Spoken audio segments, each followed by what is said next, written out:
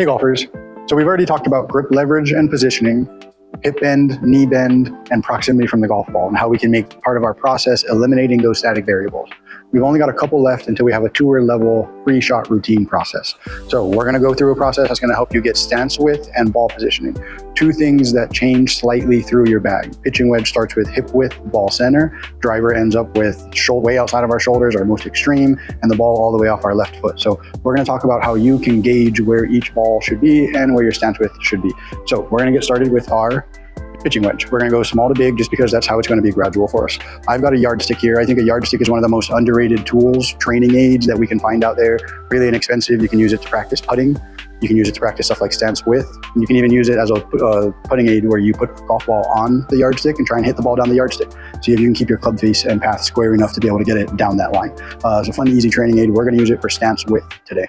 And also help us gauge our ball positioning. So pitching wedge is what I have in my hand. I've got a mark at 18 inches on my yardstick, dead center, and I've got the ball placed, this green golf ball placed directly on that 18 inches. So for me, everybody's body is a little bit different. That's important to keep in mind with this. I'm going to say 4 inches, 5 inches, 6 inches. We're gonna have to find what exactly your width is based on your body type. I'm a little taller than that. I'm 5'10", so I'm not that tall, but fairly taller than average. So I'm gonna be at, what about would be average? 4 inches is what we're gonna call it. So I'm gonna start with my heels touching at that 18-inch mark on the yardstick. And then I'm gonna refer to my left side as my lead side as a right-handed golfer. My right side is going to be my trail side.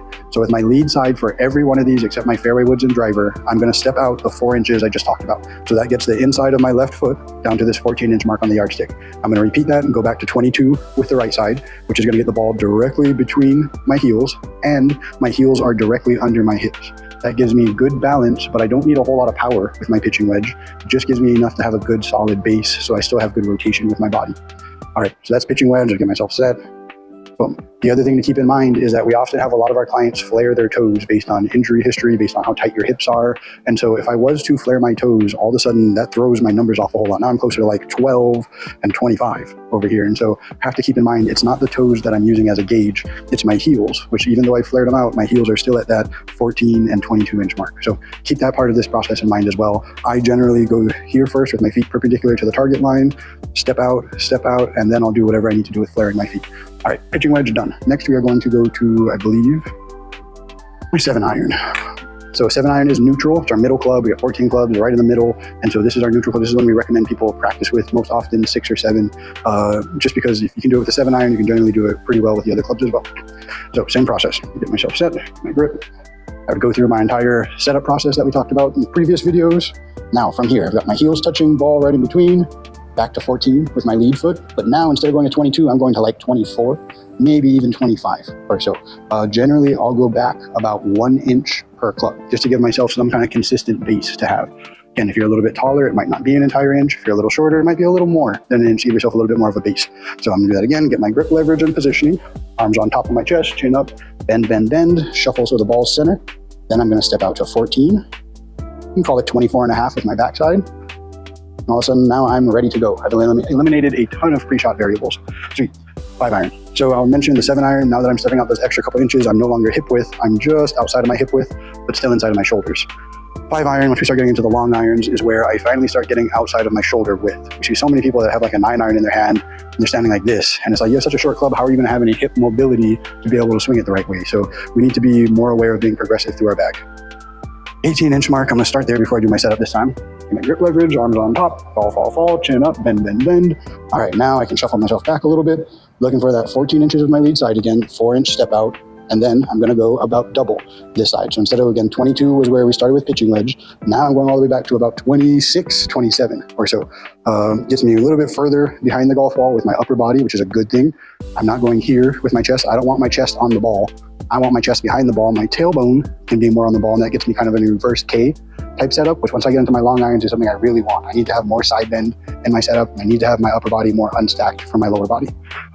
Very good. The other thing I'm going to mention before we get into the metal woods is this is the part of my pre-shot routine where I'm also taking care of the variable of alignment with my body. When I'm bringing my feet in to touch each other, I'm trying to be as perpendicular to the target line, almost like a T, as I can be. If I started lining up with my feet a little bit left and do that routine, I'm setting myself up for a cut or a slice.